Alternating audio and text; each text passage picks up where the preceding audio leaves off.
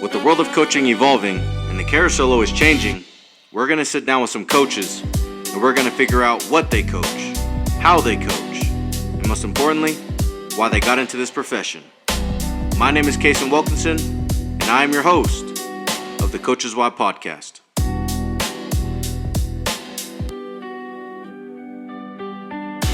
How's everything going for you up there at SHU? Yeah, everything's going really well. We're in Fairfield, Connecticut, about an hour from New York City, 2.5 hours from Philly, and roughly 2.5 hours from Boston as well.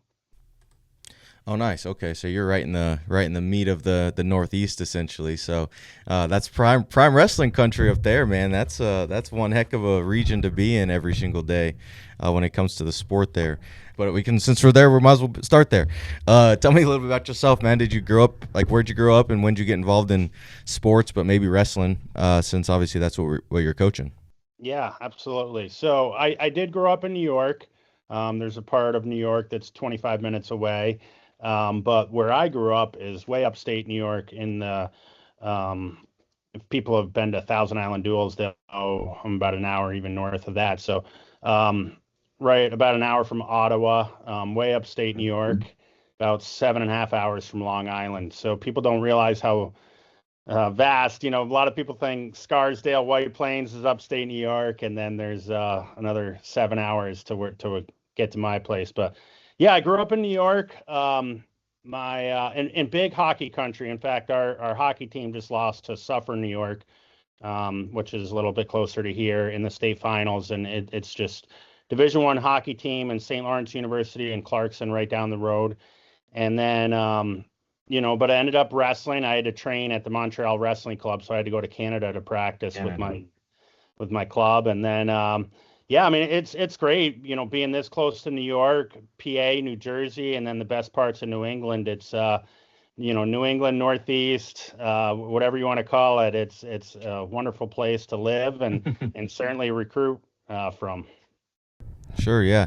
Man, guys, you guys listen to this, man. That's back-to-back coaches who have New York ties. I don't think we've ever had two coaches from the same place back-to-back. We had a coach who's coaching lacrosse, maybe not back-to-back, but within a few episodes of each other. But anyway, she's from New York, and I didn't realize New York was so big. You saying 7 hours is pretty impressive. I mean, I actually mentioned that to in the last episode with that coach was, when people think New York, they think New York City, Manhattan, right? The boroughs, whatever. They don't realize, well, maybe they do, but a lot of people don't realize, I guess, that there's a really nice piece of New York that's not crowded, right, per se. I mean, I don't know. I could be wrong, but you have like Albany, Buffalo, that, like you said, upstate, that's a little bit different. So, but that's cool. Okay, so yeah, you grew up there, wrestled for at the Montreal training facility, and that's kind of when you got into the whole world of wrestling there. So just during your time frame at the Toronto Training Center, can you just talk about a time,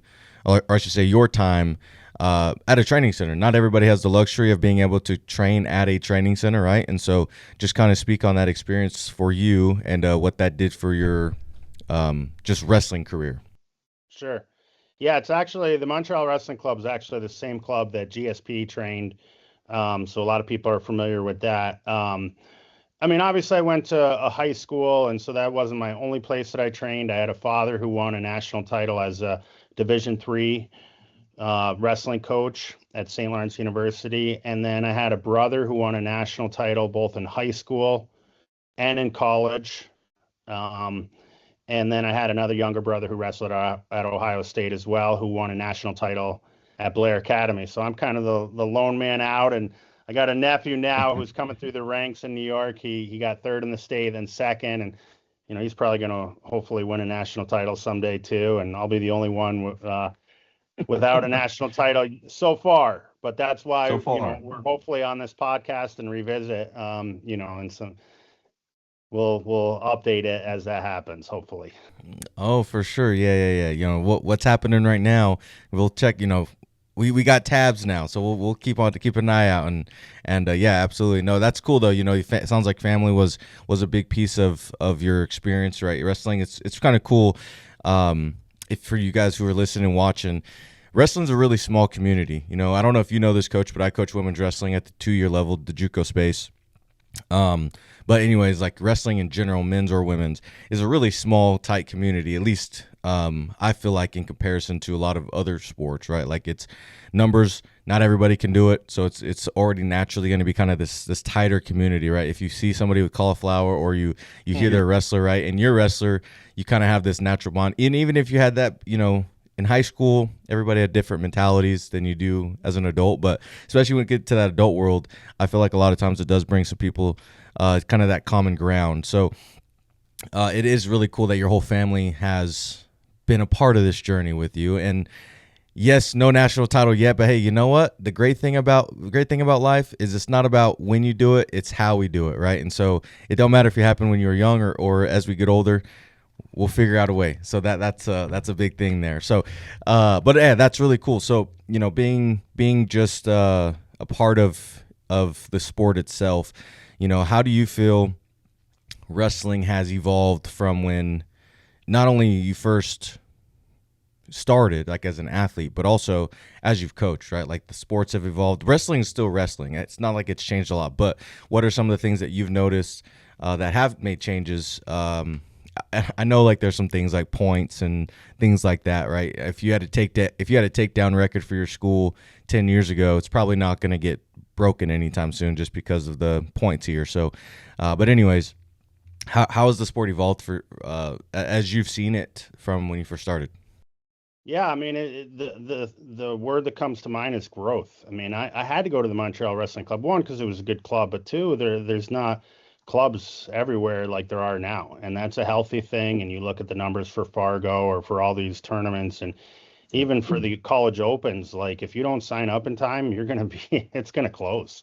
And it's so healthy to see our sport gaining notoriety and popularity, and a lot of the combat sports as well. And a big part of that too is adding the women's wrestling component to it as well, because it's not, the numbers haven't always been there the way that they are right now. So we were at Sacred Heart, we were the second team to start at the Division 1 level, a women's program, and so we started that in September of 2020, and then we hired Coach Paulina Biega, who's doing a wonderful job, on May 1st of 2021, and then ever since then she's been the coach of that and just done a fabulous job there.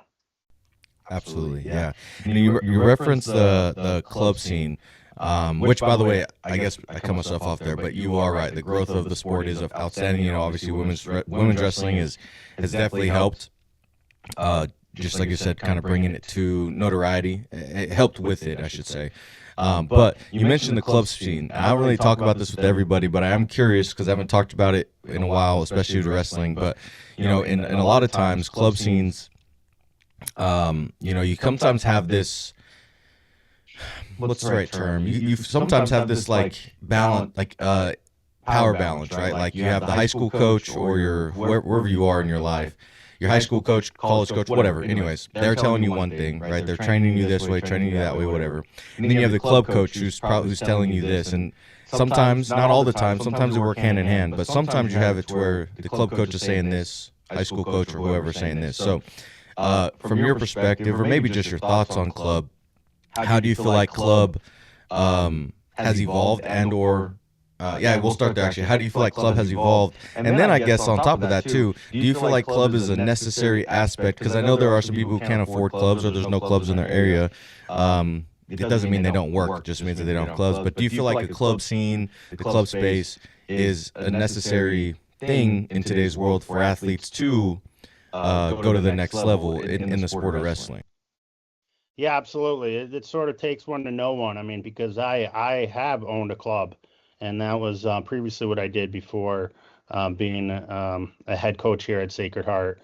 And it really kind of opened my mind to a lot of different things. That balance between the high school coaches and being a club owner and just people in the community. And that was something that, I just maybe didn't think about as much in the past as I do now since I've owned it.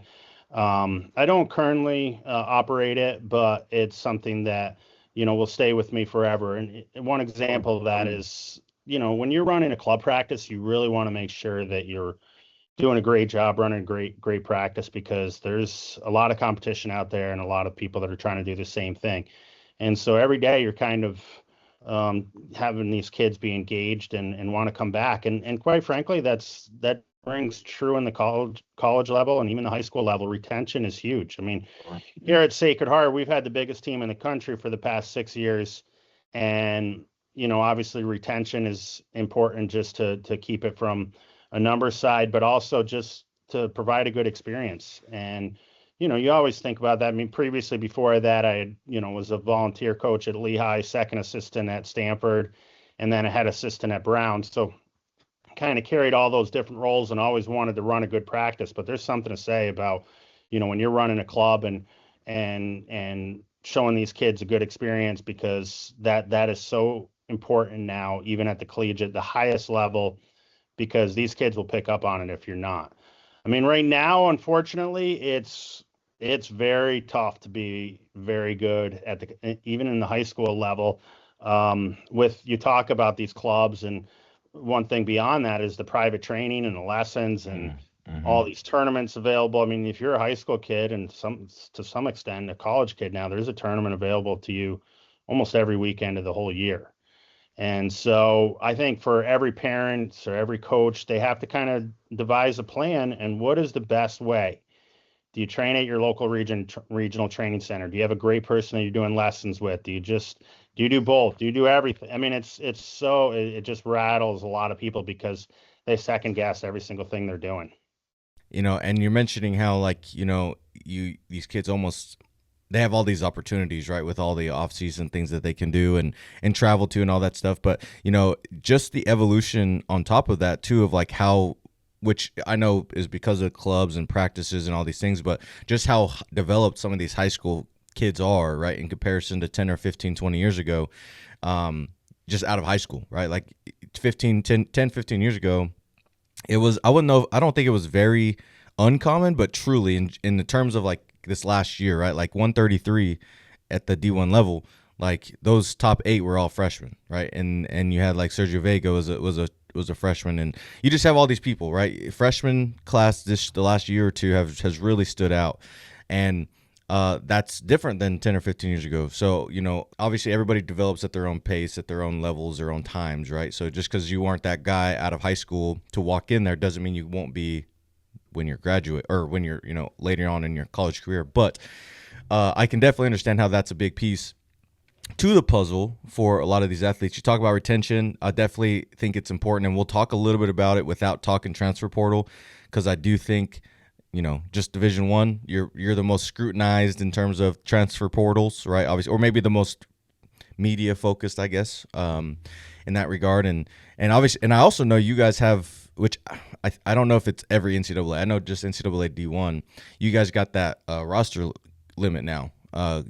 That's something new too. So that's probably another thing that you've had to adjust to as a coach. And while we're on that topic, I'm going to ask you about it. But last time, guys, I didn't introduce Coach till really late in the episode. We're not going to do that. So you guys heard where Coach is from, Sacred Heart University, but he's the head wrestling coach. I almost said women, sorry. Head wrestling coach up there at Sacred Heart. Coach John Clark is here. So now, with that being said, with that 30-person roster limit, right, it's probably really, really, I wouldn't say difficult, because I know you mentioned you had one of the biggest programs, like in general, in terms of like size, right? And I know that cut probably wasn't I don't know, maybe you felt that way, you can answer it, but just having to maintain more, you have to be more intentional with your roster, I guess, if that makes sense, you know, things like that. So how have you dealt with that roster change, and do you feel like that was beneficial for not only Sacred Heart, but maybe just wrestling as a whole? Yeah, so basically the way it works is, if you decide to opt in for one sport at a school, you opt in for all the sports. So as a university, Sacred Heart has decided to opt in. And so the basically, however many people you have on your roster, that's how many scholarships you're allowed to have. Now, not every sport has the maximum, if it's wrestling, 30 scholarships, there's not a lot of schools that have that. And also, if you decide to not opt in, the maximum stays the way it used to be with 9.9. So everyone thinks that every school is opted in, and that's very far from the truth. And I could go down the line and name all the schools that have and haven't, but it's more of a situation where if you decide to opt in, you can have up to 30 scholarships, but you have to get your roster to 30 people. Now, last April, when they implemented this, a lot of teams were just going hard stop right at 30. And then instead of hundreds of people that were going to be going in the portal, it would have turned into thousands just because they essentially were going to get cut. So then they came up with the ability to, if you were on the team or had been in contact with a recruit or someone in the portal by April 7th of last year, 2025, you would kind of grandfather your clause yourself into being on the team. So then you would have a 30-man roster and then a roster with designated student athlete list. So this DSA list and abbreviation is basically a list so that you can keep your roster above 30, and gradually with attrition and graduating and everything, it'll slowly get down to 30 when that list, because you can't continue to add people to DSA list. However, you can go in the portal and grab other DSA recruits. And so there's a potential where you could be going down to 30, but be gaining numbers. And that's a whole nother conversation, Yeah. but Yeah. it's That's rather interesting. complicated. Yeah. Yeah, you really have to be. And there's a new rule too I just saw, which I don't know if this is true or not, because I've been really busy the last few weeks to really pay attention to this. But I guess it's not. I saw another school post on their social media saying how they can't reach out to their juniors or they can't reach out until they're now, instead of it being July going into the junior year, now I think it said February or March or April of their junior year. So now it pushed you back 8 months into conversations, right? So for one, I mean, how does that affect you? And this is my first time talking about it because I just saw this a few days ago. So it's fresh to me. It might not be fresh to you, but it's fresh to me. So it seems and plus you guys already had dead periods, right? And there's a lot of things that NCAA head coaches in general of all sports have to deal with. So how has that been for you, knowing hey, now we have to be super aggressive just because we have less time to speak to somebody? Well, if I don't like it, it's partly my fault because I was one of the people that implemented it. I'm part of the leadership group and the chair of that leadership group. I represent the EIWA, our conference, but I also am the chair of all the coaches in Division I. And so basically it's instead of June 15th, it's April 1st of their junior year. And so they're still able to be contacted as juniors just a little bit later on, for example, the class of 28, if you will. And so that it kind of falls perfectly in line with the April 1st, your ability to go in the portal as, for people next year. And so, yeah, there's dead periods throughout the year. There's shutdown periods, which is a little bit different than a dead period, it gets really complicated for us as coaches. And, you have to wonder as a prospective student athlete, what their head must be spinning with all these different rules. And wait, I thought it was June 15th. Why is no one calling? I mean, I remember I'm old enough where we couldn't be contacted till July 1st. And I was at a wrestling camp at Ohio State, and I'm waiting by a payphone. Some people probably don't know what a payphone is, but I'm waiting by a payphone from Kerry McCoy at the time. He was an assistant at Penn State, and I'm waiting for him to call. And, hold on. Times have changed a lot since July 1st. And, I didn't have a cell phone then, which is kind of hard to believe now. But, I didn't get a cell phone till college. So, yeah, it's a lot different now, but it still rings true. There's still plenty of time. There's still a lot of time to. We just finished up a dead period for the transfer portal, and that's something to be evaluated as well. It's a 3-week window beyond when the transfer portal opens on April 1st, and is that too long? Is it the right amount? And there's we have our upcoming convention next month and into early August, and all this is to be evaluated, and all of it's good, and you can get caught up in the minutia of it, or you can just realize that we're here to try to, make our sport in a better spot, and think through the leadership through all governing bodies have done just that, as the numbers mentioned before. Yeah, absolutely. Yeah, no, I think it's interesting how things change and evolve, and as the sports continue to go, just NCAA in general making changes, which they made all these big changes for conference realignment and obviously the transfer portal and all this stuff the last few years. So of course things are going to evolve, but I could really appreciate you talking a little bit about some of these things just from your perspective, as a not only I guess a conference chair, but also just in general for the sport. So, but I'm curious, right? Like you said that you wrestled growing up. Obviously, you went to a lot of camp. You just mentioned you're at Ohio State camp towards the end of your high school career. But when did you decide that coaching is what you wanted to do with your life?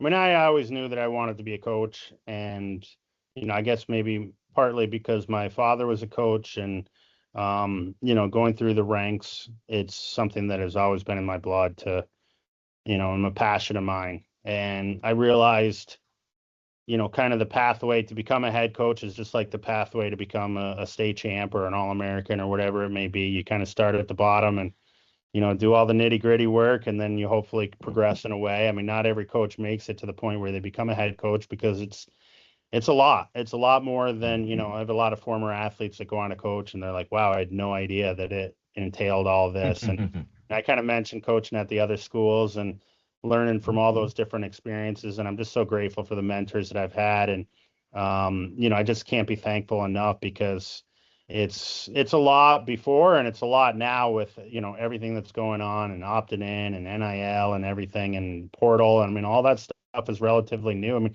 there was a point where before, if you wanted to go in the port, or, it was, if you wanted to transfer, they didn't have a portal, but if you wanted to transfer, a college coach could actually stop you not only within a conference, but at one point, be able to stop your transfer in general too. So we've come a long way, and I think it's in a good spot now. It could always be tweaked a little bit. But it's just funny, when I've just been in the sport for so long, and 40 years essentially, and you just see so much of the how it's developed over the years.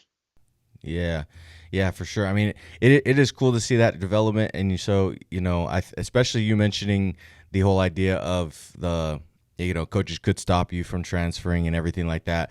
But that's the beauty of it, is just the growth of where it's going. Some people love it, some people hate it, but it's just what it is. And if you want to get to the next level, right, there's always you have to go through some of these things in order for the sport to grow. So, but you went to Ohio State. You were a two-time All-American there, I believe. Yep. So, and you also just mentioned which by the way, guys, if you guys want to, I usually put in the bio below or description, I usually put in there a little bit about the coach. If you guys want to go follow them, I have their information in there.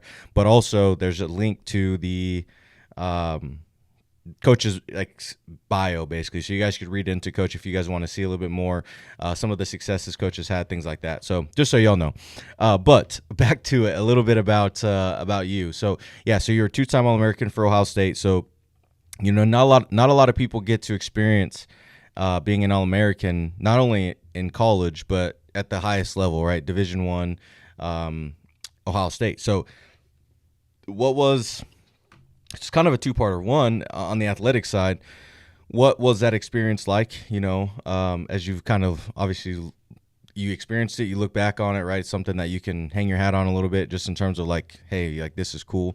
So what was that experience like for you as an athlete? And then just as you are a coach now, you mentioned some mentors. So whether Ohio State coach at the time was a mentor to you or not, but who was some of those mentors that you mentioned, that you were just mentioning, and what did they teach you as well?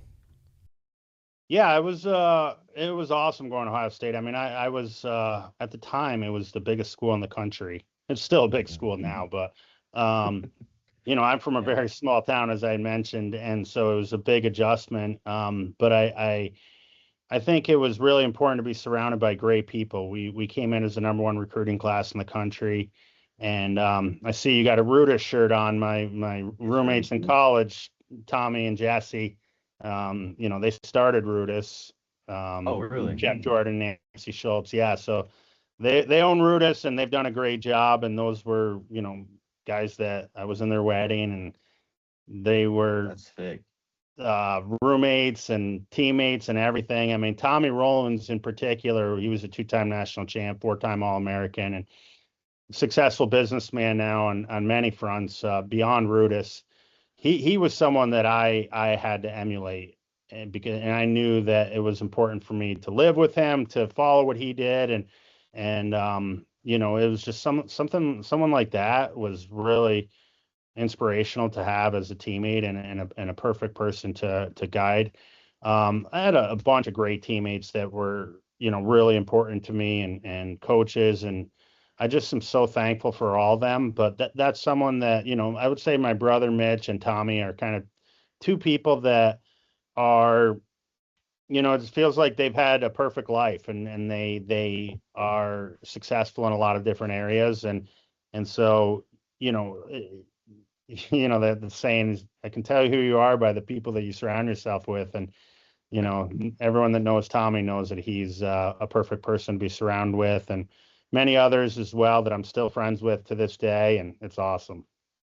Yeah, I think that's very, I wouldn't say underrated, but it is underrated, and maybe something that you don't necessarily always realize until somebody calls it out, or, like I've told people like throughout this year, even like, hey, we need to figure out some new people to hang out with. And when they do eventually do it, you see them take off a lot of times, not only socially, but just like mentally, right? They're locked in a little bit differently, have different mentalities or outlooks, whatever. So a very, very important piece that I think is not as, I wouldn't say coached, but because some coaches are more involved with their athletes than others, so they may not even notice some of those things. Unfortunately, hopefully every coach notices that, but not everybody does. But yeah, like you said, like that's cool for one, that you were really good friends with the Rudis creators. So that's actually really, really cool.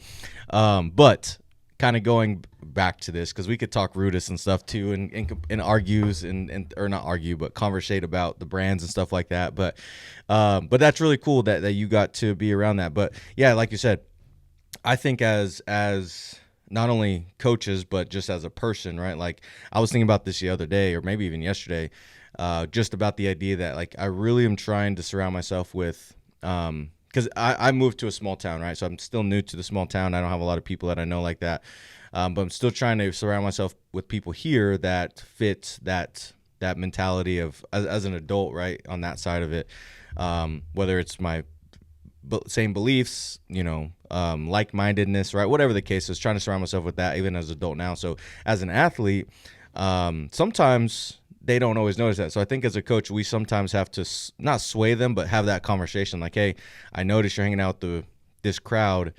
I think we need to try to, maybe we should try to hang out with some other people. Yeah, and I think that gets tricky too, because sometimes those other people are other members of your team, and you don't want to be in a situation where you're kind of bad mouthing people behind their back, or but the nice thing, and I always say wrestling's mathematic, and what you put into it is what you get out of it, and who you hang out with. It's, you talk about all these talented freshmen and all these talented wrestlers that are coming in from high school, and very much to be true, but the score is still being kept, right? And so, True.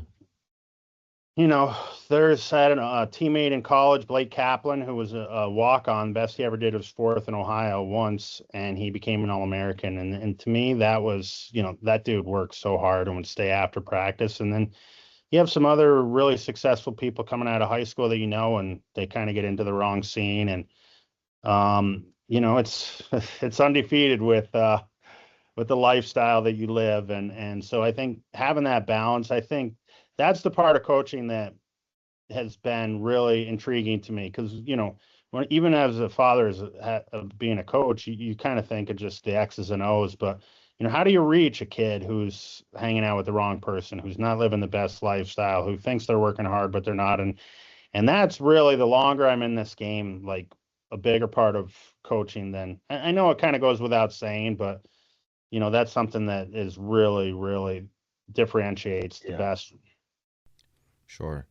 Yeah, I think like I said, how do you do it? I think that's $1 million question for sure. I think for me, I think a big part of this, which people have heard me talk in the past, and I still I feel this way with every class I bring in and just in conversation pieces, is I really want to have a good relationship with the athletes, right? Like I want to be able to where they really need me. They feel like they can come talk to me, whatever, right? Like I feel like that goes a long way, not only while they're experienced here now, but long term, right? Like, ideally you probably have some athletes who text you, call you, who's been out the game for 10 years, just because of that relationship that you're able to build. So I think part of that conversation starts with, do I have a good enough relationship with this athlete to be able to tell them straight, right? I don't have to worry about how they are going to take this per se. I know there's still things you have to watch and how you talk to people, but I feel like if you have a relationship with them, they'll listen to you more, or you're able to actually say more directly what you're trying to get across versus kind of beating around the bush just because you don't know how they're going to take it because you don't have that relationship. So I think I could be wrong, but I do feel like that is a big piece to, or maybe not. Yeah, I mean, I won't say big piece. I think that's a big piece to the idea of leading into that conversation. Absolutely. And it's different when you work at high schools and colleges, and there's, then, owning and operating a club too. I mean, there's certain things that'll fly there at a camp or club that won't. And so, you have to put the institution first or the school first. And that's something that each and every coach, I think over time realizes. But most importantly, when you're a coach, it's not a hard message because the message is very clear to live the very perfect life. And that's what the school want. We all kind of want the same thing. That's what the parents want. That's what the kids want. It's more of when things go south or someone gets in trouble, or like, how are you going to handle that as a coach and as an athlete? And how are you going to handle a kid who's struggling with weight and struggling, maybe not winning as many matches they're used to winning from coming from high school? And that's part of something that not every coach talks about, is when, and it's just so refreshing to hear my former athletes coach, and they're like, I'm so sorry, coach. I didn't realize all that entailed. And coach, you get it. So we speak the same language. For sure. Yeah. I mean, I think even people who may have coached little things, right? They might have coached in middle school. They might have coached this. Like, those things are all great. There's still some of the same variables to it, right? But like, when people step into it for the first time, like you said, like, they don't realize how much goes into it outside the X's and O's, right? A lot of people probably just think coach just wrestles and talks technique and program, like whatever his programming is, and then goes on recruiting, of course, and that's it. But there's a lot of like, how the heck, like, people don't realize how often you think about a situation, and the athletes too. So I think it is funny when you hear that, right? Because it's like, yeah, I mean, and then they get it, and then they understand, and then now they're trying to figure it out, right? So you have to evolve in these things. And as you know, too, you've been coaching for a little while. I think your first, I think I was reading around 2007, I think was your first, maybe a little bit before that, but somewhere in that 2005 to 2007 range, I think was your first coaching job or career or opportunity, whatever. And so, like, you have to evolve as a coach too. So, like how you coached athletes or talked to athletes or recruited athletes in 2010, 2015 is different than 2025, 26, right? And so, whether that's a good thing or a bad thing, neither here nor there, it is what it is, right? And so, because of that, you also had to evolve as you have coached and taken on the role as well. So, which kind of leads into the question, which kind of sounds like one of the challenges that you have faced was how you talk to, or, these situations you're referencing, like how do we talk to athletes through these things, whatever. But what are some challenges that you faced going from when you first started in coaching to now? Not necessarily recruiting side, because I think recruiting is going to have its own little section we talk about besides transfer portal too, so whatever. But maybe just as a coach that you've evolved, or from when you first started as a coach to now, what are some of your biggest challenges that you faced? Yeah, I think the nice thing is I've as I mentioned before, I've carried every single role. I've been a volunteer, I've been a second assistant head coach. They've kind of eliminated that naming of the volunteer role. It's just kind of like a third assistant. But regardless, I've carried every position in wrestling, and each of them have different challenges. But it kind of reminds me of if you were the CEO of a company and you started out as the lowest ranking person in that company, and then you worked your way up. all those, I had a goal of being a head coach by the time I was 30, and it was a couple years after that that I achieved that goal. But it was something that I knew that I had to learn every little detail so that when I did become a head coach, I could be able to relate to the people that are holding those. And I never would delegate to someone, my assistant, oh, because you're an assistant, you do this. And so you want to lead by example, in everything that you do, even whether you're a head coach, a volunteer coach, or whatever it may be. And so I guess some of the challenges, getting to that point is that each and every school has some advantages and each and every school has some disadvantages. It's at Brown is really tough to get kids in, but it was an Ivy League school, so it was an advantage. At Sacred Heart, it's in the past maybe a little bit don't have the scholarships of some other schools have, but we have a beautiful campus and excellent location, and so you kind of are just in all these different places where some advantages and some disadvantages, but regardless, when you toe the line with your opponents and dual meets and everything, they don't care, what advantage or disadvantage you have, and it's a situation where you just get out there and scrap, and we're certainly, I keep saying next year, and then it's only 4.5 months until we have our first duel against Hofstra, so we're certainly excited for that. Yeah, for sure, man. No, that's cool. I'm excited to see. One of my favorite things which might just be because I've always been a fan. Ooh, there's a fly in here. That's crazy. I don't have to. I'm not twitching. I promise. A fly just went here. But the idea of dang, what the heck was I gonna say? Now, so the duels, right? And you're talking about how. And I actually have a question off of this, but I'm excited to see how things go. And I know what I was going to say. That fly really threw me off there. I've always been a fan of like mid-major. Like obviously it's great to watch. Like my favorite, growing up, one of my favorite teams was Minnesota. So like I've been a Gopher fan for a long time, just growing up right at that level. But as I've grown up and I've learned to watch the sport of all different levels, right? Like I was a D2 wrestler. I coach JUCO, so and I watch all different levels. There's really cool things about each level that you bring in. Like mid majors is one of my favorites because I think it's really cool that you have, just I don't know, the wrestling's the same. You're like you said, advantages, disadvantages. Like what does Oklahoma State and Penn State have that Hofstra, Buffalo, Sacred Heart, what do they don't have, right, and vice versa. And so it's really it's cool just to see like competition, and you guys are doing everything competitively just from an outside source, just watching. I don't know, it's cool. Like I'd say this about football and a lot of sports. Like obviously I love watching big time football, but there's also something really cool about watching that NAIA game that pops up or that D3 game and you just see it, right? So it is really cool. As you say, like, what are some of the advantages and things like that? So I guess my question off of that, just because you have, like you said, you've been through all the ranks, you've been to a few different schools, I know Brown and here and maybe any other stops you may have had. You hear sometimes not only coaches who maybe you're in the thought process of leaving one place about the idea of like, well, I'm going to stay here until the right opportunity comes, right? And then you have some coaches that are trying to get to a certain level, whether it's D1 or D2 to D1, high school to college, whatever it is, that sometimes they don't take that leap because of they feel like the opportunity is not good or whatever the case is. So I guess what I'm getting to is like you hear this thing about opportunity. So like as you referenced, like Sacred Heart has a really beautiful campus. This Brown had this right. Everybody has their advantages. So I guess what I'm trying to get to is, and I've never asked this question, so I'm trying to word it as well, is how do you what's your thoughts on the idea of like opportunity as a coach, right? Like, do you feel like you should get into wherever you're trying to get to the first time you have the opportunity and then you can be more picky?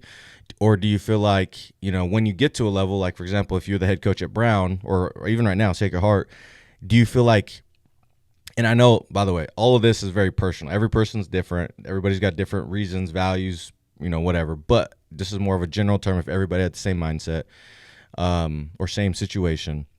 Do you feel like it's just a matter of getting in and then you can work from there? Or do you feel like it's a matter of truly figuring out the right opportunity? And then, so that may, like you said, take a little bit of time before you actually get there. So if that question makes sense to answer. Yeah, absolutely. I mean, I love Sacred Heart. I've been here for 9 years and absolutely love this place. I love that we're opting in. I love the excitement that's going on with the program. We went 3-9 last year, which isn't the best record, but we lost by one to Duke, lost by four to Brown, five to F&M, six to Hofstra, and a couple other close duels. And so when we wrestle LIU next year, it's kind of a running joke. I'm good friends with their coaches, and we're wrestling them at Journeyman Duels the first time. We're actually wrestling them again later in the year, but there's going to be heads that are turned during that duel, and it happens every time that we wrestle them there. And by the way, if you know anything about Frank Popolizio and the Journeyman tournaments, there's plenty of good competition there, but that duel is just as exciting as any of those other two mats that are going to be contested on that day. And when we open up at Hofstra, when they beat us, essentially came down to the last match. We lost by 6, but if we would have won, we had criteria. And Sure. so it came down to the last match, and that's, historically a very good program. And so whether, we're mid-major or whatever, it's a situation where our matches now are tightly contested. I mean, they're normally matches are an hour and a half, and we're about 2 hours for our dual meets, because we're in there battling, and it's going to be awesome. I mean, there's a possibility the season starts on November 1st for everyone, in the Division One level, but we're going to probably wrestle on Halloween because we got a kind of a special exemption there to do so. And tell you what, if you're in at Hofstra on the Halloween, that duel is going to be awesome, and then many others along the way. And we have 16 duels total, potentially 17 for next year, and so it's just awesome. I don't need to tell you as a fellow coach, but these dual meet and dual meet atmosphere. I mean, if That's people have ever wonderful. been to dual meet at Sacred Heart, they do it right here, and our administration really supports our program. A lot of people don't realize this, but Sacred Heart used to be a high school and now Oh, I did not have know that. nearly 11,000 students here with 35 sports. And so it becomes a situation where we're growing and we're catching up to a lot of these. It just takes a little bit of time, and to see this growth happen over time has just been really refreshing. And it's awesome. It's really cool because whether it's Sacred Heart or any of these other schools, it's going to be exciting to see what transpires here in the next couple months. That's cool. I actually had no idea that it used to be a high school. That could be its own little documentary series, little 30 for 30 on ESPN about Sacred Heart. That's cool. Okay. You're right though. I think the opportunity is a big piece of it, and you're right. The duels is if you a really good duel atmosphere, nothing's like it, especially if you do it right. I went to an Oklahoma State duel for the first time last year, and that thing was amazing. And there's other schools out there that can't get 1,000 people into their gym, which regardless of the reasoning, right? Maybe it's a community thing, whatever. When you have a good community who buys in, that shows up, it's a wonderful environment, and it's fun. And you talk about duels, as a coach, this may be something more we talk about off topic, like off air, but I've really debated on should I be more tournament heavy or more dual heavy, right? And especially, which I know it's different, right? Women's wrestling versus men's wrestling, it's a little bit different in terms of the numbers, and I know region also matters too. But are you the one making your schedule? And if you are, is there a reason why you have so many duels on there? Is that just kind of what Division One is? Is it because of the tax on the body? Like, what's some of the this is actually another question I've never asked either. So hell yeah. But what's the reason for so many duels versus the tournament piece at the men's level? Yeah, I mean, well, first of all, you have my number, so you feel free to reach out at any point. And I know you talk Sure. about mentors. Sometimes it was the people that coached us, and sometimes it's fellow coaches that share Sure. ideas. And so I'm happy to do that and have done that with many people. But I've done it a lot of different ways. A lot of tournaments, not as many duels, tons of it's different. I'll say this. I mean, Penn State does one tournament a year. Ohio State does one tournament.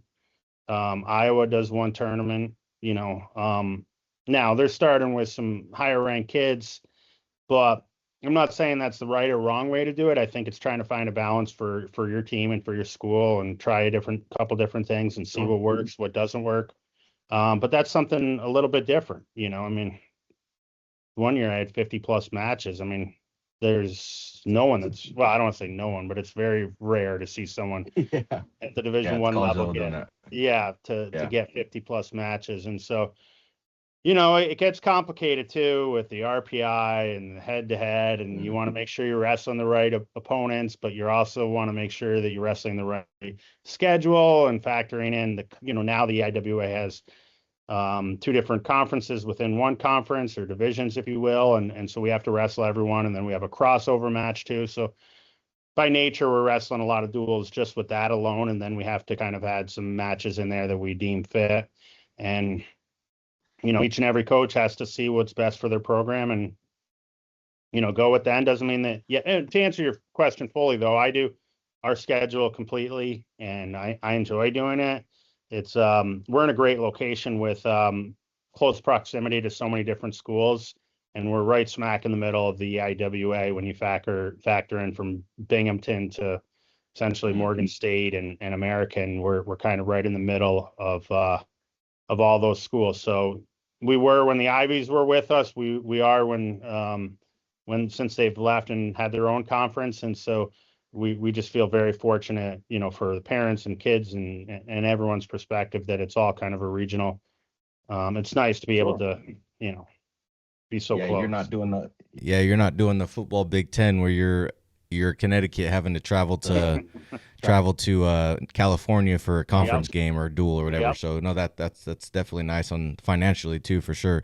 Well, cool. So I can definitely appreciate that. Yeah, I'll definitely hit you up and text you, and we'll find the time to chit chat a little bit off air. But you've also been, like you said, or as we've talked, you've been around the sport for a while.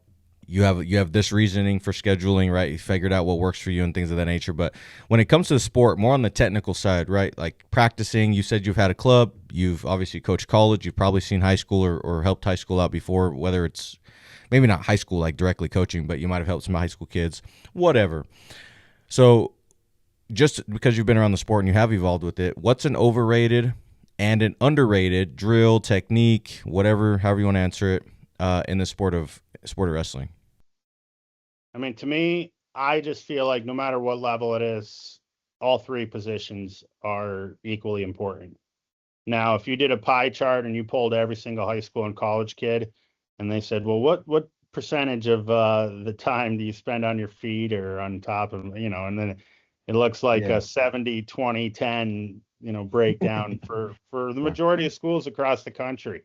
But we've all seen that kid who couldn't get out from bottom, and especially in college with riding time, and even in high school, right? It's our sport's very momentum based, and you go out and get a pin, it's like, or you get pinned, and then it just takes the wind out of your sails. So I think there's an opportunity for every coach to, without going into the specific X's and O's, it's just making sure that you have a well-rounded wrestler who's, and then obviously there's specialties too, and the kind of the X factor is that scrambling's here and it's here to stay. And, you don't want to over scramble, but you want it, there's some people that aren't as great at scrambling as other people. And so, there's some things that we've evolved with wrestling over time. And ironically, back in, 2004, so 22 years ago, I came out with a VHS.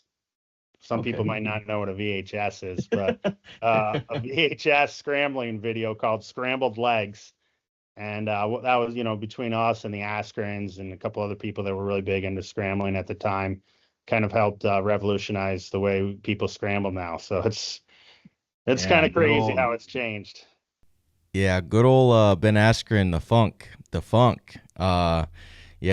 Interesting time frame, really changed it all, but that's really cool, man. If you still got that VHS tape, I might if you still got it somewhere, I might be able to find a actual VHS player. Yeah, I might have to mail you a VHS with it, but hey, you referenced some people may not know of what a VHS looks like. Some people don't even know how to write letters, or write a postage. So, but yeah, we'll definitely. I would love to check that out one of these days. But yeah, the scramble thing, and like you said, having a well-balanced wrestler, I think is important.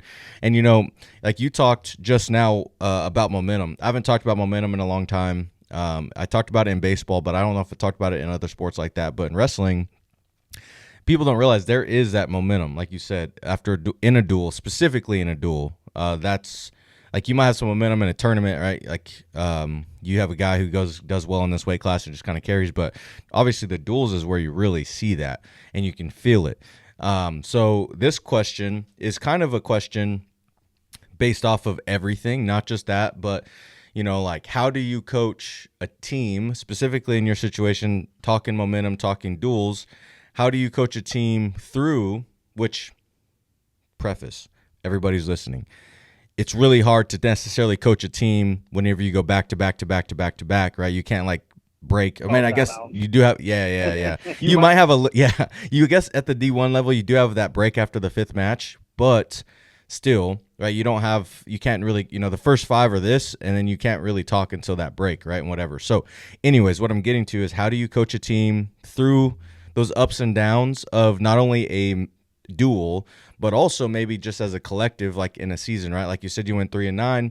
Some people may, like athletically, maybe like, oh man, I don't want to be here anymore. Or maybe it's even after a tough tournament, after a tough duel. Maybe it's the after conversations of how do we clear our mind going to the next, next duel, next season. This guy lost in the blood round of the national tournament as a sophomore, and now you have to talk him through to get that mentality right for the next year, right? So anyways, what I'm getting to, right, there's a lot of variables, is how do you coach a team through the ups and downs of not only a duel, but also, give that feedback after a tough loss, tough season, whatever the case is. Yeah, I think it goes directly back to what we were talking about. How do you have that conversation with someone who's not making the right decisions? How do you have that conversation when you've lost 2 matches in a row? And those, again, are not conversations that, are taught in a handbook on how to handle it. And everyone does it a little bit different. Sometimes there's a fiery speech before a duel. Sometimes it's, recruiting the right people so that you can not have 3 matches in a row that you lose. And I think that's really beneficial too, just having a well-balanced team. I mean, I always call it the race to 6. So with 10 weights in college, never seen, I don't care what division of college wrestling it is, I've never seen a team win 6 matches and lose the duel. And I don't think coaches recruit and realize that enough when they're coaching, is that, mathematically it's possible. You can give up, or get a couple pins, depending on how you look at it. But it's the race to 6, and how do you get 6 hammers on your team that can, catapult you to those dual meet victories, as well as, even at a tournament, right? You look at any national tournament, no matter what level it is. Oh, we had a bad round. Oh, we couldn't lose this round, right? And so it's like the whole dynamic of, is wrestling an individual sport? Is it a team sport? Is it a combo of both? And I think that's something that the kids obviously know and they can feel it themselves, but I think sometimes you as a coach need to know when you need to step in. And and so that's tricky though, because sometimes you might not have a history of winning like some other schools, and you want to tell people where they stand because you don't want them to see when they come to school there, but you also don't want to pigeonhole them into this is who we are for the end. And so I think the number one thing that a lot of these kids are motivated by is seeing results. You can't really get burned out or get sick of doing something when you see constant improvement. I don't care if that's in the weight room or a time mile. If you ran 6 minutes and you get 5:40 and you get 5:30, you're excited to get 5:20, right? And same thing with wrestling. If you see our dual meet, we go to 3-9, we have a winning record. Now it's like, that's engaging, and that's important for these kids to experience that. So I think it's innate in all of us to know when things are not going great, but how, as we coaches, and quite frankly, it's not just coaches. We can do all that we want, but we got to have pseudo coaches, what I call them, and that's basically student athletes on the team that are living that good life and good leadership. Yeah, athlete. Holy smokes. Student-led, athlete-led, there we go. Yeah. Locker rooms definitely go a long way in the idea of all of this. And, you talked about, you don't want to pigeonhole people in certain situations, but, everybody wants to see that growth, athletically. And obviously you as a coaching staff, I'm sure, do as well. I mean, that's why we're here. Like, no one wants to lose. We're not here to lose. No one likes to lose. But it's part of it. So, and that's part of the growth, right? Cale Sanderson, which I know is also D1. It is what it is, but Penn State didn't get there year one. It took them a few years to develop that, right? And so it's just what that is. I mean, Nick Saban at Alabama he wasn't what he was until he got, a few years in. So I think it's one of those things where you're right. You have to find the right people. And like, I love the race to 6. You're right. Mathematically, sure, but you don't see 10 pins in the college like you may see in high school. So that's a absolutely fair point. So, I guess you talk about the idea of developing, all right, developing from year to year, not only as a team, but individually too, right? Because everybody has to do their job for the team to do well. So, how do you develop an athlete, which I know a lot of it does come down to what their mentality is individually, if they're willing to put in the work. But as a coach, how are you developing athletes to get that, not only maybe mat time, but the idea of getting them to go from they walk in as that freshman or maybe a transfer. I don't know if you're a transfer portal guy, but get that kid to come in here and develop to be, they can be that hammer for you, to where they can be that starter, and then they go out there and actually produce those what they have to do, right? Which is obviously we're putting you at 41 so that you can win this match for us. So anyways, development, where do you start, and how do you get the kid to go from, I guess in high school terms, from JV to varsity to be that person for you? Yeah, I think development's the name of the game. You talk about Cale Sanderson. They don't always have the number one recruiting class in the country. Now, they do a great job, and they have a good one coming in and a good class of 27 coming in, but they develop their kids. And we all want that, because we talked about before in the show here, where it's like you could have a great high school kid who doesn't work, not doing the right things. You could have a walk-on who really excels. But either way, we're trying to develop each and every kid. And a lot of times I have to remind them, because, it's tough at in any level, and go back and wrestle people that used to wrestle, and you can kind of see the differences.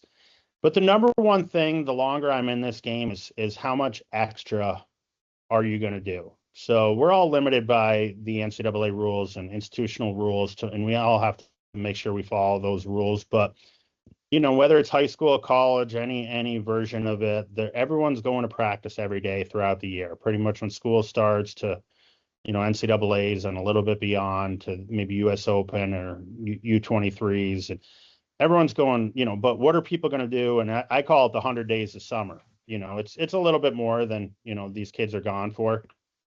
Sure. But it's the 100 days of summer, and how are people going to differentiate themselves? And that's where a lot of people, I mean, you talk about clubs and all this stuff, whether you like them or not. I mean, the whole premise of clubs is to get better, right? Maybe, Yeah. It might not seem like that from everyone's perspective, but people are doing that to get better. And, Sure. these very well established RTCs and what temperament do you have to tolerate the freestyle circuit into the summer, or what do you want to keep doing folk style? And regardless of it, it's all the development is all the work that you're putting in extra. And to be able to get on the same page as a coach and be willing to learn. I have a saying that, I didn't come up with this saying, but it's something I say a lot, is that the enemy of great is good. There's a lot of good wrestlers out there that sometimes are their own worst enemy. They have the opponent, their natural opponent, but the opponent with themselves is that they're like, I'm good, I know a lot, I placed at states, I won states. No, like, Whatever. you still have to continue to develop. So to me, it's just being moldable and being willing to develop is differentiating you becoming successful. Or that guy was really good in high school, he had an all right college career. Sure. Yeah, absolutely. I could definitely understand that piece there. I think, like you said, it's all the extra work and what they're willing to put in. I actually have some fun questions for you at the end that I'm excited to ask, because you've said a few things just in that speech there that I've never asked, but I think would be part of the fun, because I already had some fun questions anyways. But I think these questions here are kind of hot topics in the sport, and I think you're gonna have a fun time with those. I'm excited to hear it as well. But you said some things that I think is really, really beneficial, and like you said, development is name of the game, regardless of the sport you're in. So it's just part of it, and finding out what works for you and the athletes you bring in, I think is important. And so we will touch real briefly on recruiting, because I did say we would, and I don't want to spend too much time here, especially on the transfer portal stuff. But I think just as in general, the athletes you bring in is what obviously dictates how well you do, right? Obviously, there's some variables that go to that as well. How much they buy in, do they work hard, some of those things. But the idea that your recruiting class is obviously what you live with. So you either have a good class or you don't. So I guess my question for you is, you're in the hotbed of wrestling and debatably the toughest region in the country, which some people may argue, but genuinely is probably the toughest area in the country. So you have a lot of athletes to choose from, but what are you looking for in those athletes, and how are you competing with all the, there's JUCOs up there. You have every level, D1, D2, D3, NAI. NAI may or may not be as huge up there, but you have 4 years up there as well, right? So like you're competing with a lot of schools. So and that's just regionally. So how are you getting kids, or what are you looking for? How are you getting them? Things like that when it comes to just the region you're in. Sure. I mean, I think the starting point with recruiting is always, every coach would say the credentials matter. And it helps to be in this Northeast region, which there's a lot of great regions, as you mentioned, but, we do feel fortunate with our location and close proximity to a lot of good wrestling. But with that being said, we do, especially now opting in, we have some liberty to really kind of create a culture and create the right fit type of thing. Historically, we're somewhat of an enrollment driven school. So before it was kind of, I mentioned having the biggest team in the country for the past 6 years. And so it was, a little bit of come one, come all type of situation, where at one point we're up to 77 student athletes on the team. And, wow. and I think that way was really cool in many ways. And it's also, I look forward to the days when we're at 30 and we kind of have a few good men type of thing too. So I liked all of them, but either way, as we get to the nitty gritty of the 30-man roster and potentially offering scholarships to these student athletes, you're going to ask the tough questions. And it actually kind of reminds me of my time when I was at Brown and we had 8 admits a year, and we kind of we would interview them essentially, and you might be able to look past a couple things, but we're just looking for a few quality individuals as moving forward. And whether it be the transfer portal or whether it doesn't matter. I mean, I happen to love the transfer portal, but it doesn't really matter with where they come from. It just matters what type of person they are and how much do they love wrestling.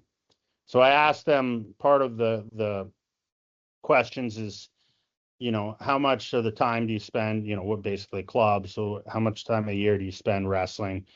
How often have you been hurt? Have you ever been in trouble?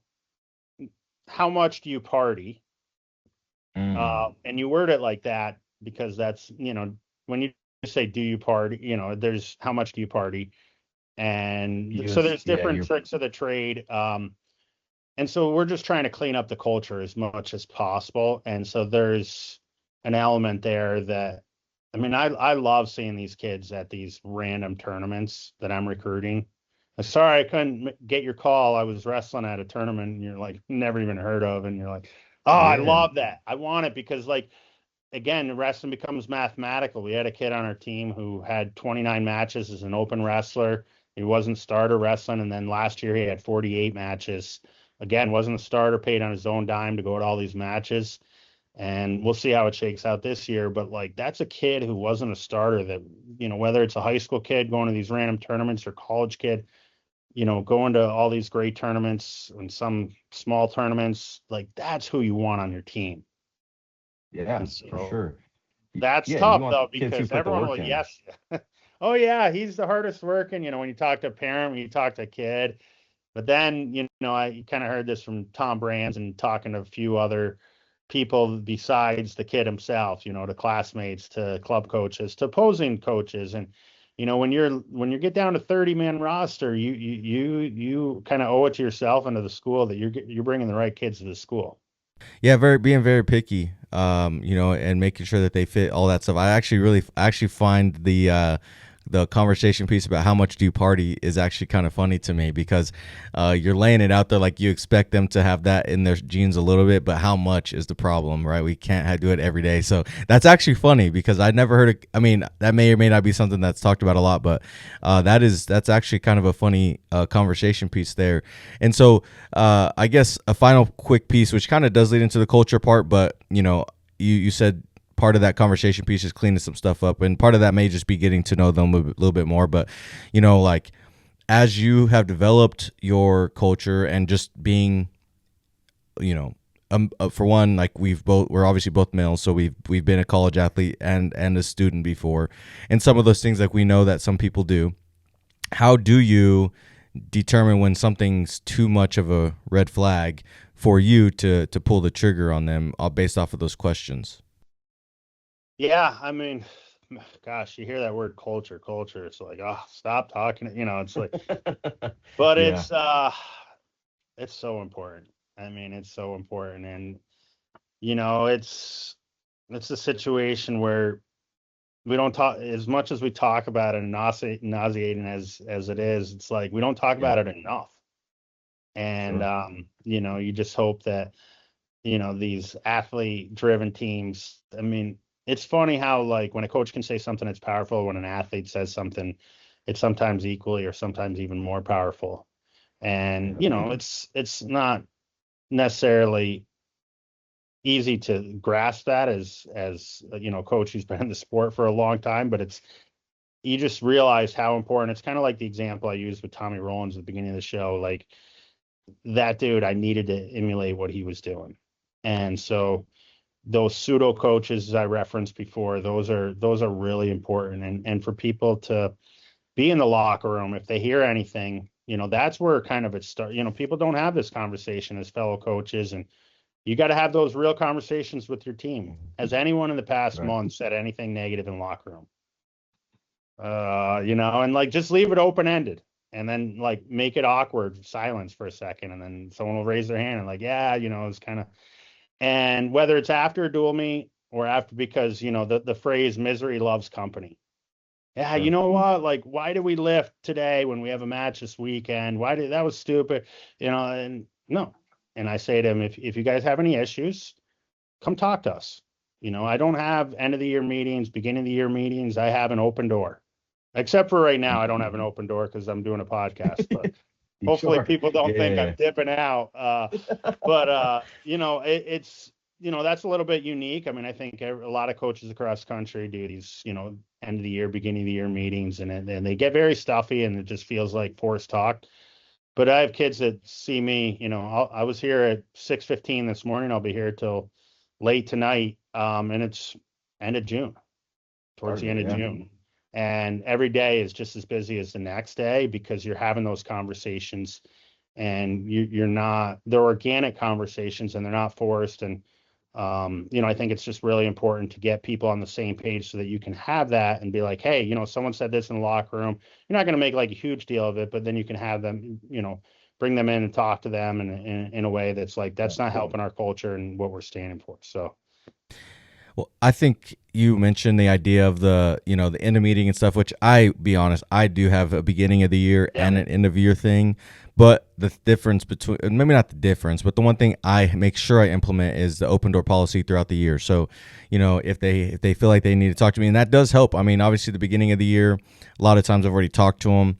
Obviously recruiting and our meetings are usually starting the week or second or third week here. So, there's a little bit of conversation piece there, obviously, already. So, I have that to start with, but all throughout the year, I've always said my door's open, and I've had a lot of people come in here, and I've said this before. They tell me the highs and highs, lows of lows. They roast me, I roast them back. Like, we have a good time, right? And yep. and sometimes it's not great, obviously, with the lows, but the idea is that they feel comfortable to be able to come in here and talk, right? Like you said. And so, I think for me, that's an important piece, because when you get to the end of your conversations, part of that conversation piece, which is neither here nor there. I always say, like, are you planning on coming back next year, right? Like, and there, every question I ask most of the time is open-ended as well.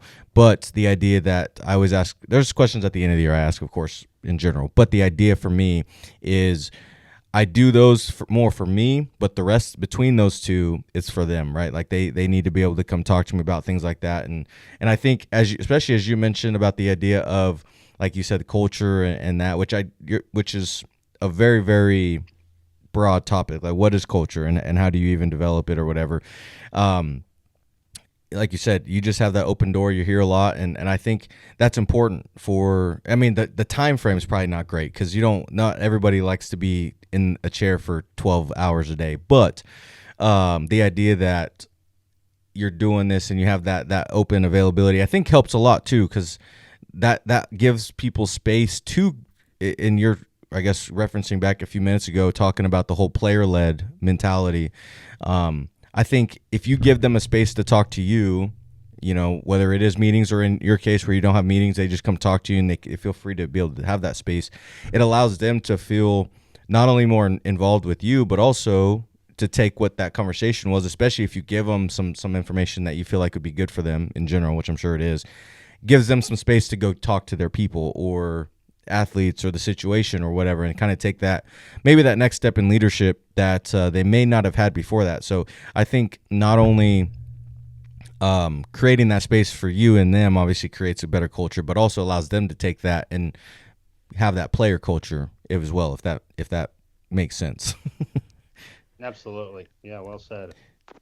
So, but I will say, my final few questions was the culture piece, but you kind of just went in on that. So I think my question for you is, these are the philosophy questions. I guess it's all been philosophy, but this is the end of it philosophy. But, you talked about the culture a little bit there, but I'm curious to know, so how do you build a successful program and how do you sustain it year in, year out? And I mean this in terms of like wins, right? So I know, like, we talked about your record last year, but to get to that plus 500 record or whatever your goals are, how do you sustain that year in, year out?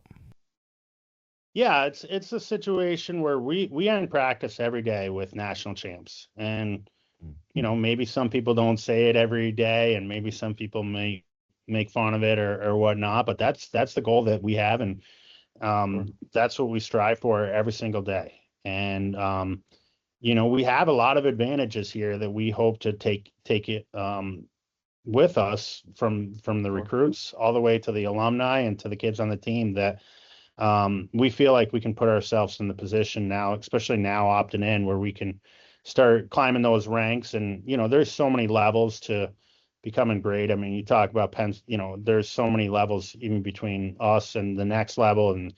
But I wrote a book when I turned 40, and it was basically the premise of the book, and the title of the book was all I asked for is improvement. And that's what I ask for each and every kid, and for myself and for our staff, and from the school too. Like, we want to feel supported, and we do. And we want to, we're in a situation where the college landscape's changing, and we're really excited about this, and we feel like our best days are ahead. And there may be some naysayers out there, but that's okay. You can't listen. In wrestling, right? Like, you might hear something in the stands when you're wrestling. It's like nothing can phase you. And so we're going to continue to have that attitude, and it's going to be so much fun building anything is just so much fun. Sure. Seeing that growth once it's done and as it's being built is just so. That's why I'm just so excited in the coming years ahead to see what this program and these student athletes can accomplish. Yeah, it's an outstanding feeling when you get the opportunity to see it kind of just start molding. I felt that way this year, or this coming year, excuse me, going into this coming year. There we go. I felt like last year was a good year for us, but developing into what we have coming in, like, we have a really good class coming in. A lot of really good talent coming in, and just going to create this depth and this competitiveness, and I can just see the potential in it, right? And obviously, if they all wrestle to the potential, what that could potentially be, of course, no pun intended with the double potentials there. But you're right; it is really fun to see the idea of where this could go, where it could be, and yeah, the excitement is. I mean, part of all of this is the excitement, right? Like, how do you get fans? How do you get people excited about your program, whatever sport it is, right? Even in high school, how do we get people excited to come watch our games on Friday nights in football or whatever, And so, I think you're right. It's a very maybe even that, like talking about excitement, very under talked about situation. And I feel like there's been some conversations on not only with myself but with other coaches, about like how much talking about next year is a problem, right? And how early talking about next year is a problem, right? Should we wait till after season?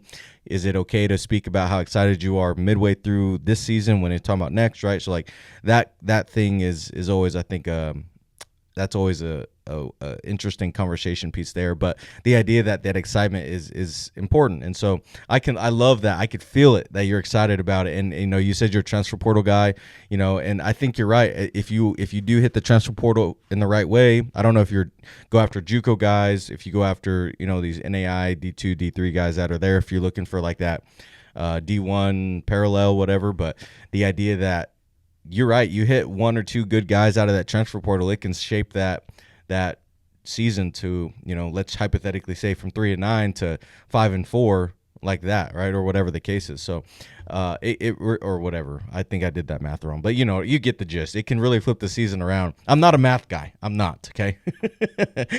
In terms of that, but anyways, yeah. So it is. It's beautiful when you have that. So, as you've went and as you've gone, right, you've been in coaching for, like you said, about 20 years now. So I'm curious to know what's your why? What's your coach's why? Yeah, I mean, that was the whole premise, or at least in the initial email that you had sent. And when you reached out to me, it's always great to hear people. I love doing podcasts, and each and every one of them is a little bit different, but I think it all comes back to what's your why and why are you doing this, and who are you impacting along the way. And my why directly aligns with that, is that I'm doing this to help create people's legacies and to be someone that can be with them through the whole process. So it's the recruiting to on the team to alumni. I mean, I go to these kids' weddings and I'm friends with them for life. And so what I want to do is my why is to be a perfect role model to them, a lifelong friend to them, and realize when they commit to wrestle for me and to the university that we're going to be in this together, and that we're going to accomplish some great things together through the highs and the lows. And it's really just a snapshot of life. That's the why. Like, how am I going to help you battle through adversity? These kids, and somewhat, growing up too, I thought life was so easy when I first entered college and to now. And it's just, there's a lot of roadblocks. And, but the why is like, how do you, why and how is like, how are you going to navigate through this? And why I do this is to help with my life experience, as well as learn from other people to help these kids through it. And a lot of it, we can talk about post wrestling, but a lot of it sort of like what you said before, like you have a bad round or you have a bad couple matches in a dual meet, like how are you going to battle through that? Because guess what? Life's going to get really tough. Yeah. And how are you going to battle through that? And so it's almost like this thing that we're doing in college is preparing us for later in life. And it's just like this perfect marriage of a snapshot in time and how we can be there for each other too. Because when these kids try to do it alone, it's a lot harder than when they are allowed to be taught and prepare them for the rest of their life. So I appreciate that question. I know it was one of the questions that probably would be asked, considering it was part of the initial email. And hopefully this was a productive session of us talking, and I certainly enjoyed it.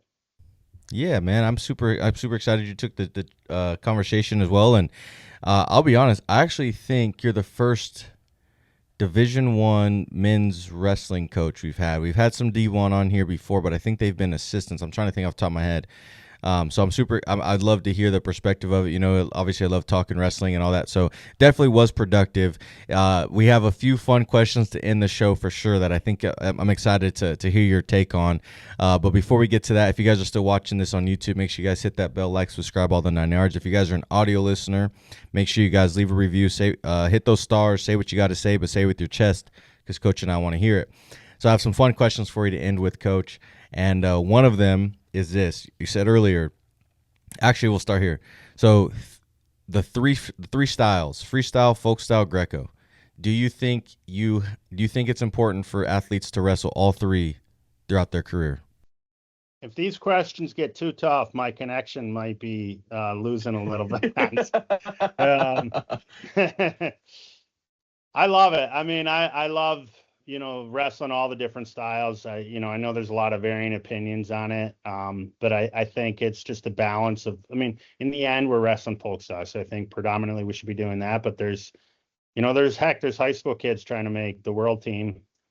So we can't ignore at Penn State kind of curtailed their national duels or lack of participation in it based off their kids participating in the various age group world championships too. So I don't think you can ignore what's going on in the freestyle Greco scene.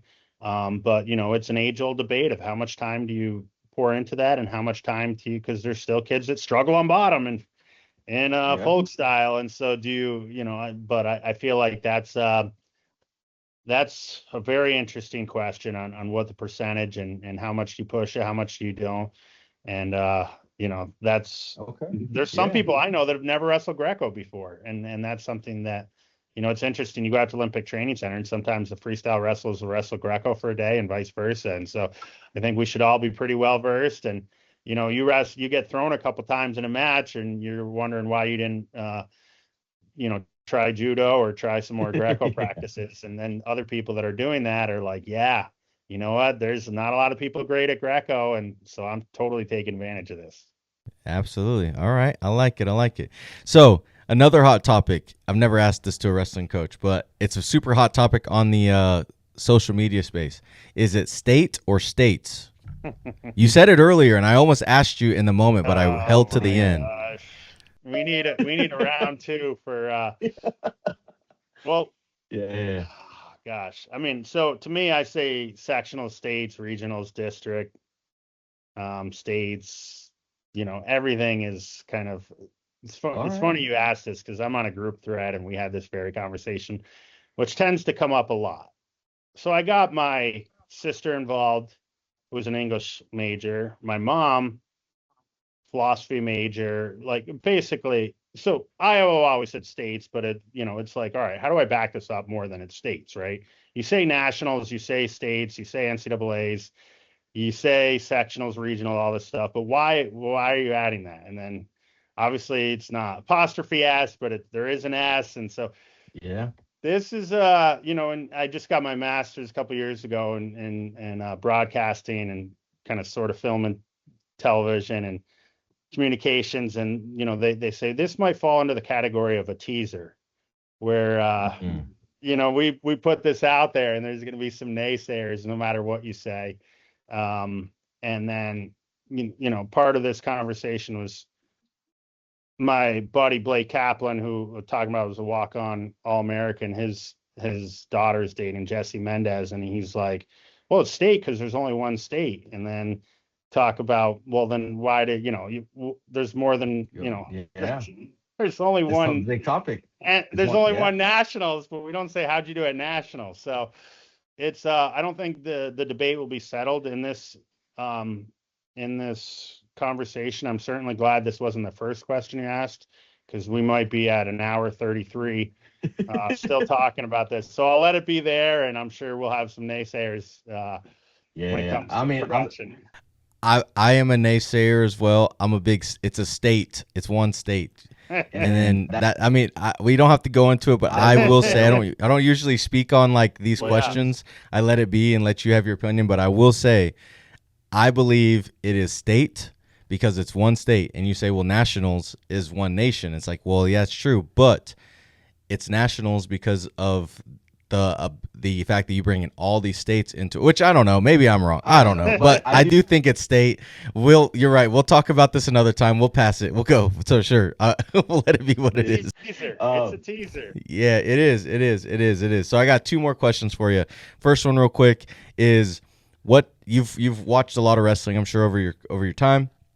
So what division in the world of college, right? Because obviously there's a lot of things. So maybe two. I guess it's two-parter. One is what division is the most entertaining to watch, and then what's your favorite style to watch as well? It's interesting. So my dad was a Division III coach, won a national title, as I talked about in the beginning. And I remember going to those matches under the lights as a kid. They had sliced up oranges in there, and you'd eat it, and you're like, sure. That was like our version of popcorn. But that was just as entertaining as a tight duel that we have as national duels or like whatever it may be. I don't think the division matters. I think for people that to come to that conclusion as a group, maybe not a popular opinion, but I've coached. I mean, I've coached 8th grade states at a club. When it's club and you're in there and people are talking smack and you're just in there and you're coaching, and it's awesome. And we've wrestled Penn State, we've wrestled Iowa, we've and I'm not talking when I was obviously in the Big Ten that happened, but even here at Sacred Heart, and those were awesome. And it's wrestling, right? It doesn't matter.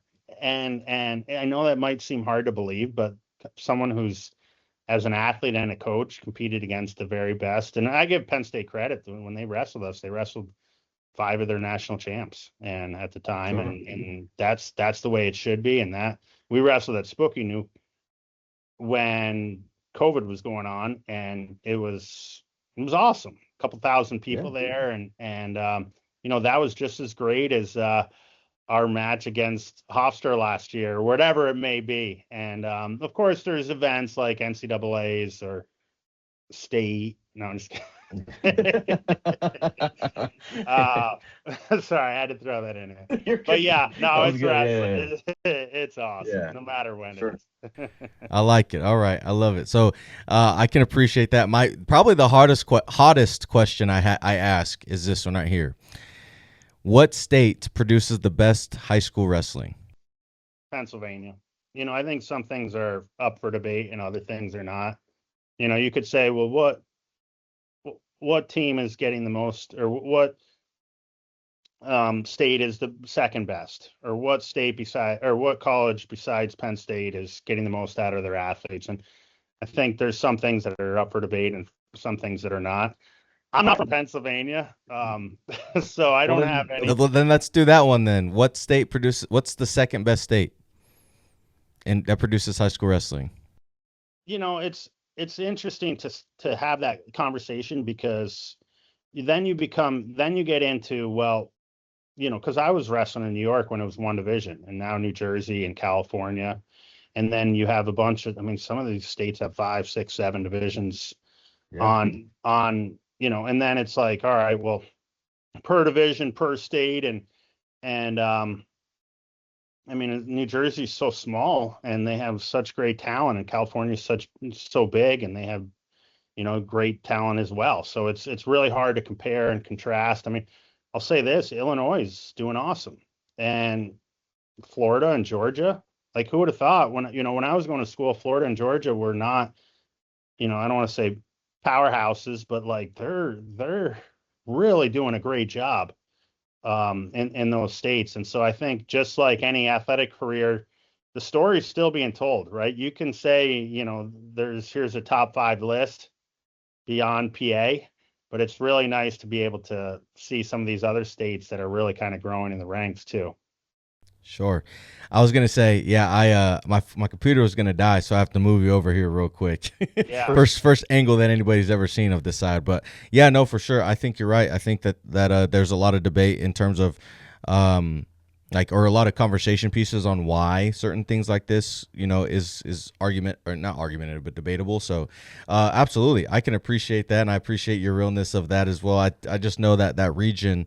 And maybe that might be the next question, is more region, Northeast, which still it's going to probably be Northeast. But, I've heard Cali, I've heard a lot of different places. So I can appreciate your answers there and everything in that regard. So, but Coach, I really appreciate you taking the time to talk today. Really good episode. I took a lot from it. Hopefully everybody else who's listening did as well. And so I really appreciate you taking the time to chit chat. So thanks again. Thank you for having me. I really appreciate it. It's sort of a good problem to have that we ran out of battery on your laptop, and hopefully people were here long enough to see that. We'll consider it a compliment if they were able to see this version of your podcast. Yeah. Absolutely. Yes.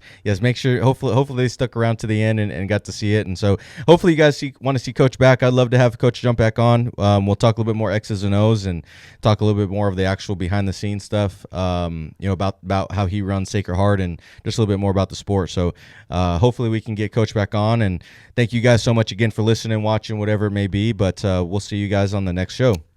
Peace.